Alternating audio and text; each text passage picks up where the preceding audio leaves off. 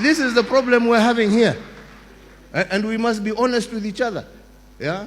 So if you are to be leaders, you must be led by service to your people, not service to your stomach. That is the reason you seek leadership. Yeah? That is why, and that is how you will change this country. That is how you will change East Africa. That is how you will change Africa. That is how you will get the world to recognize you. That is how you will get the world to respect you. That is how we will stop being beggars. That is how your children will have hope instead of going to die in some sea there, crossing to Europe to look for nothing. Na hakuna kitu huko. Yeah? Yeah? Who is the fool? You're matoke here fresh, wonderful and beautiful, to go and line up huko. Ukula baga ambaye inakunonesha tumbo tu na hakuna kitu inakufanya. Oh. Ama ni namna gani? Yes, that is the way. So, let me continue. I'm sorry. Yeah. In all three instances, you end up, like I said, with a large section of the population that is physically resident within the borders of a country, but is psychologically and emotionally disengaged. A people excluded from the role of nation building because they feel like they are outsiders or bystanders in their own country. At the root of almost every crisis in our part of the world, the common denominator is the absence of inclusive, responsive leadership. Further, I believe it is essential for you as young leaders to appreciate the fact that these fissure lines that I speak about are visible beyond our continent. Others can see these fissures. They are looking at us through their ambassadors and their high commissioners. They are looking at us. You think wamekuja hapa ati ku encourage bilateral. Wamekuja hapa kujua how much more can we get. Yeah? Right? These fissures, they are visible to them. And as such, they have made our continent fair game for destructive proxy wars sponsored by nations with significant economic and military strength. These actors have the strategic intent of using the chaos and confusion perpetrated by self-serving leaders across our human capital to access our human capital, our mineral wealth, our agricultural potential, to grow their own economies at our own expense. To compound this further, society is experiencing these levels of internal discontent, are susceptible to an even more sinister type of enemy, and that is violent extremism. Organizations hell-bent on disseminating and entrenching their misguided ideologies through violence. And we know, you see in Kenya we have Al-Shabaab, here you have ADF causing problems all across the border, disturbing citizens, not allowing people to move forward. But why are these groups able to do that? They are able to do that because there is somehow feeling that there is a vacuum which they want to come here and push, because we have also failed in trying to have this inclusive society. If we were one, these would not be problems. Al-Shabaab problem, ADF problem would be a problem of East Africa, not a problem of individual countries. You don't have the capacity. These people have no color. You know, they have no tribe. They just have an ideology which is warped. So today they will bomb you in Kampala, tomorrow they'll be bombing me in Kiambu, or they'll be bombing somebody else in Dar es Salaam. But if we were together, we are able to fight and to confront these issues while at the same time working towards the prosperity of our nations. So, the peace and security crisis that looms over many parts of our continent is a clear and present danger to Africa's long-term viability as a going concern.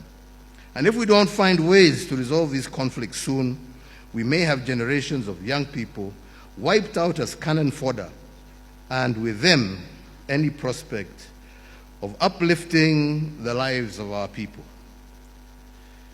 So you millennials and Gen Zs and all of us, we are also told we are young people by the Vice President. I agree, even me, I'm still young. So You're told you're as young as you feel. Me, I feel young. So, but anyway, there are those who are millennials. You have your Gen Zs here as well. Allow me to state this point once more for emphasis. Nobody outside of Africa is coming to save you. Do not have any misguided thought that there's anybody who is coming to save you. In the words of Elridge Cleaver, an American writer and civil rights activist, you are either going to be part of the solution or you are part of the problem. This message holds true today as it did decades ago at the height of America's civil rights movement. The good news also, however, I believe, is that I have witnessed such a pivotal, not the day after, not after you graduate, no, now is the time. Now.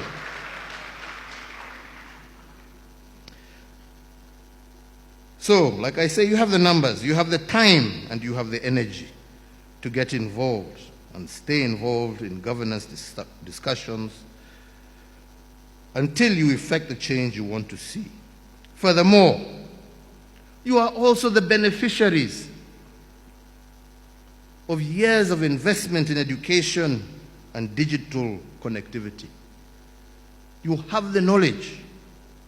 You are, in essence, the first children of that knowledge economy, the true digital natives of Africa. The democratization of access to information through the internet means that very few secrets are left. Very, very few. Very, very few secrets. The asymmetry of information in favor of government has always been a tool to manage the perception of populations. This is no longer the case.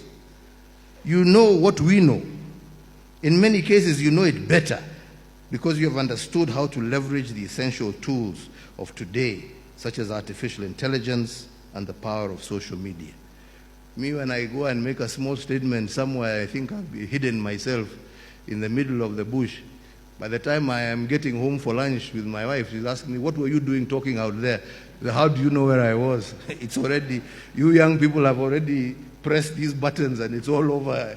He was there and he said this. So we are living in a very dangerous time. Be very careful, especially of those of you who have 2 girlfriends. Mujichunge sana.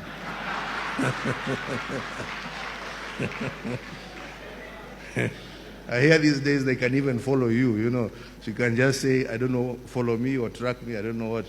And you've said you've gone to study in, I don't know, the library, and she finds you in some... Be very careful. Things are very dangerous these days. So lastly on this point is that over the last 60 years or so, as our countries have developed, so have the living and migration patterns of our citizens. And this is a wonderful fact. Millions of families have moved from rural towns to large urban settings in search of opportunity and better life. This migration has created a new generation of non-ethnically homogeneous populations across the country.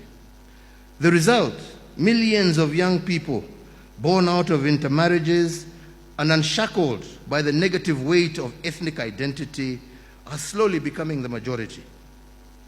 As I alluded to you earlier in my speech, never before have there been such ideal conditions to break loose from the generational curse of our forefathers and of some of us that saw us remain chained to ethnic and cultural differences as a way to distribute wealth and political power.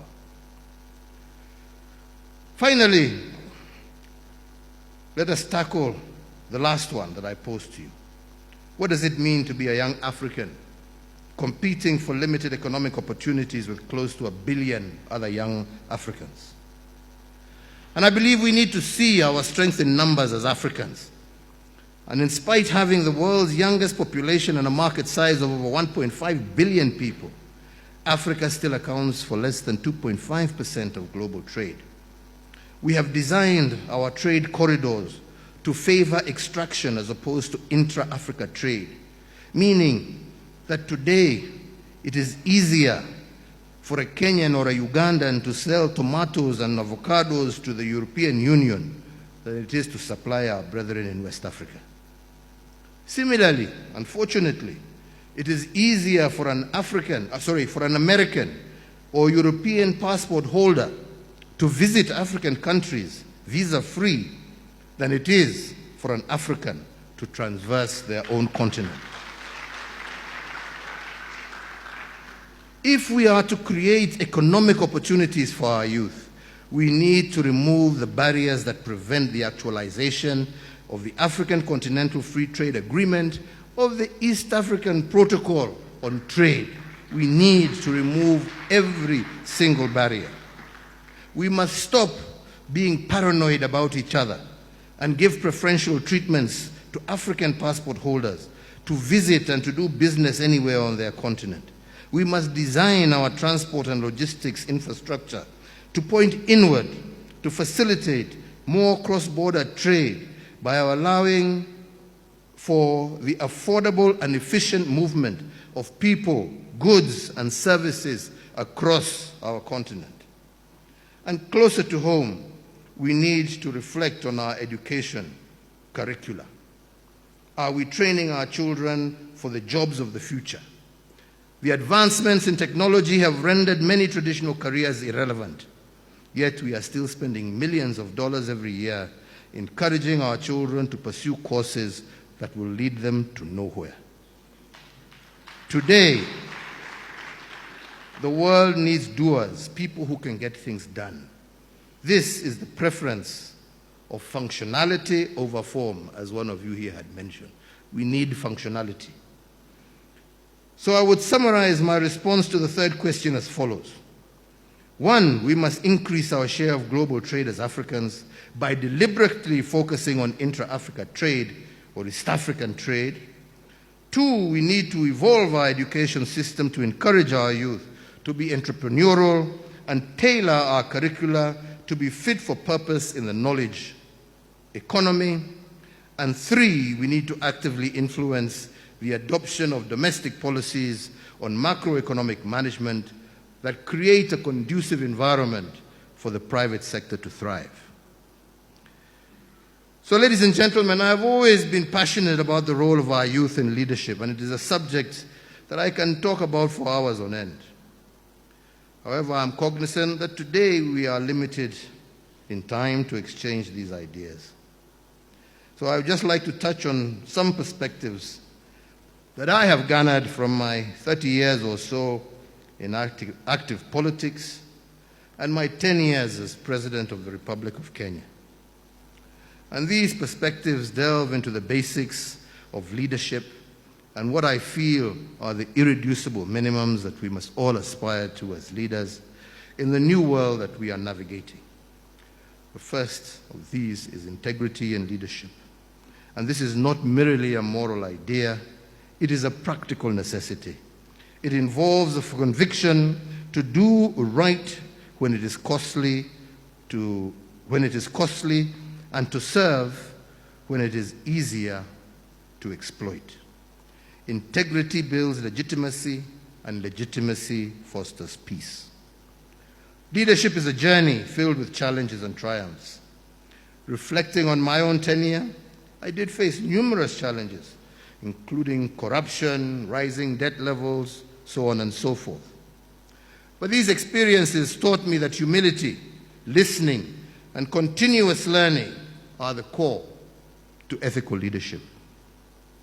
Courage, my friends, courage is the underestimated quality, but it is something that you shall require in abundance if you are to transcend ethnic mobilization for power, short-term populism, and dependency on elite networks.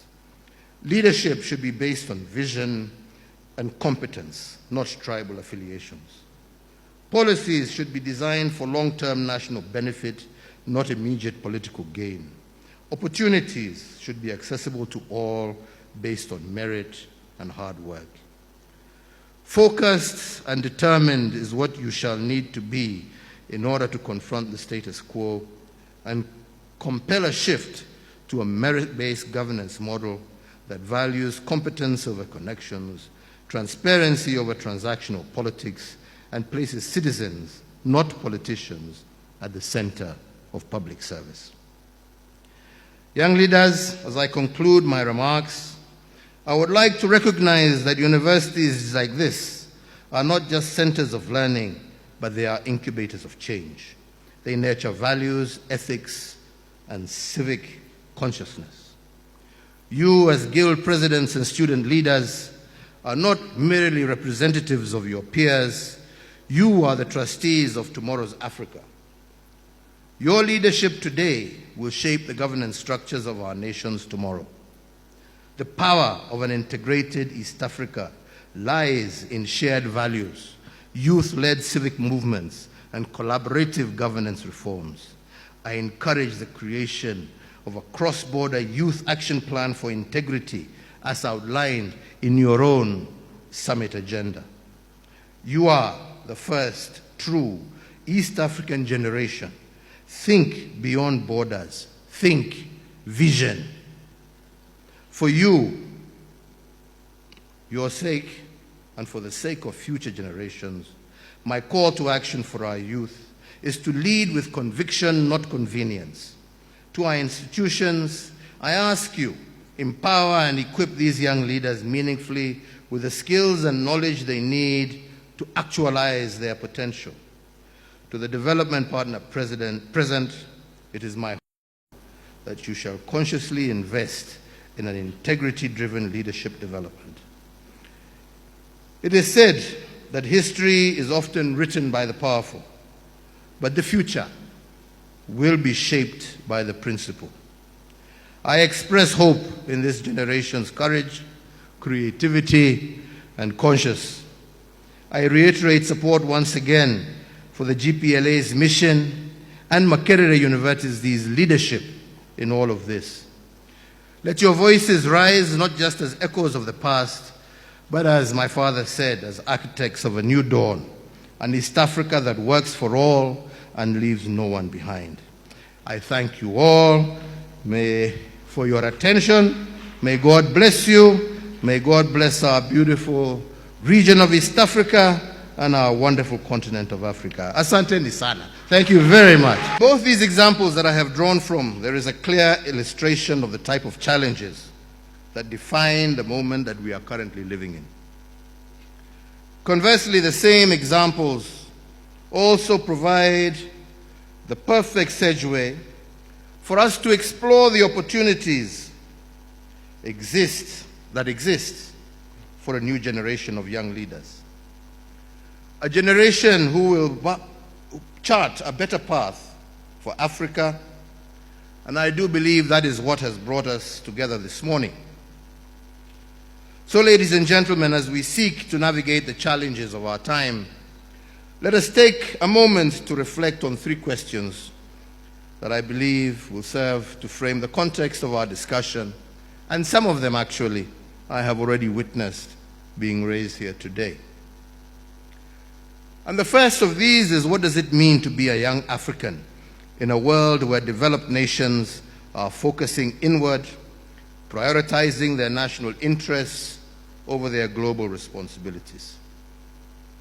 The second is, what does it mean to be a young African living on a continent that has over 35 non-international armed conflicts taking place, with millions facing displacement and food insecurity as a result? And lastly, what does it mean to be a young African competing for limited economic opportunities with close to 1 billion other young people across our continent? These, my friends, are existential questions for you, the young people of Africa, and they cannot be easily answered without a deeper understanding of how we arrived at this point.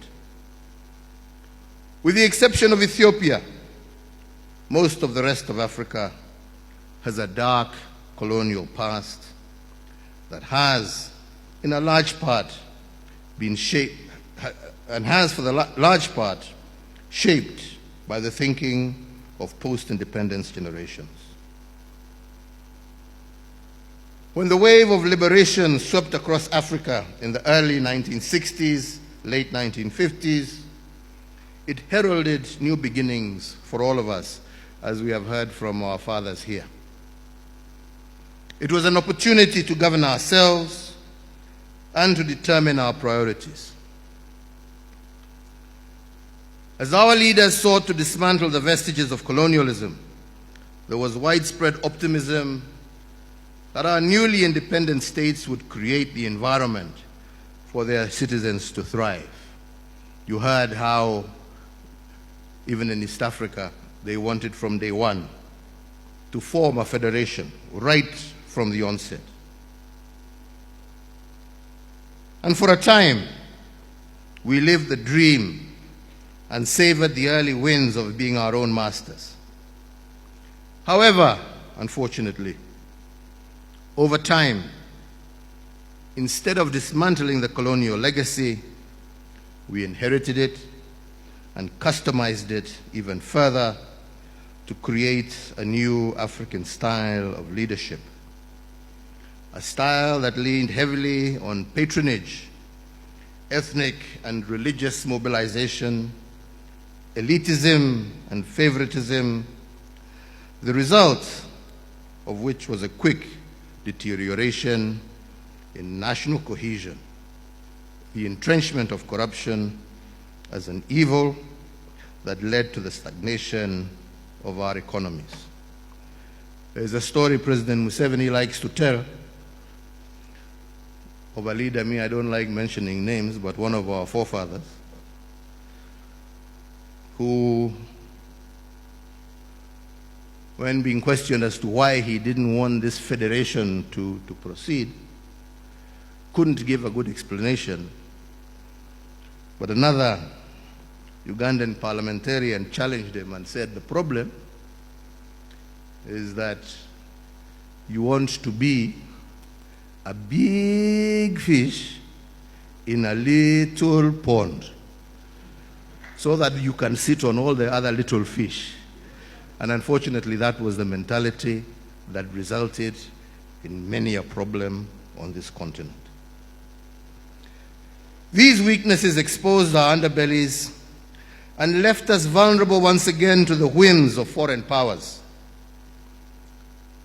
They have exposed these vulnerabilities in our political constructs to manipulate our development trajectory as Africans, and unfortunately we are almost back to square one. This, however, is a story of years gone by. It does not have to be how our future will evolve. Now that you have an insight as to how we got here, I believe let us focus our attention on how to get out of this quandary that we find ourselves in. And we begin this by taking the first question: what does it mean today to be a young African in a world where developed nations are focused inward, prioritizing their national interests? Ladies and gentlemen, having served as president, I appreciate fully the pressure that elected leaders face on a daily basis. They have to be in tune with the mood and desires of their voting public and be seen to be directing the government's energies towards addressing these demands. Can we therefore really blame the governments of developed nations for responding to their needs, to the needs of their own citizens above all others? We can't. That is what they do. So us as well, it is time for us to also stop lamenting about the inward-looking policies of faraway democracies and nations. And we should instead be asking ourselves, why is it that we as Africans don't prioritize our own interests above all else? The duty of a responsible government is to discharge its primary mandate of serving the interests of its citizens. In many nations across Africa, we have somehow managed to invert the order of this relationship. Instead, the citizens are subservient to the government and are compelled to adjust their behavior in order to promote the interests of the state, which in many instances are almost indistinguishable from personal interests.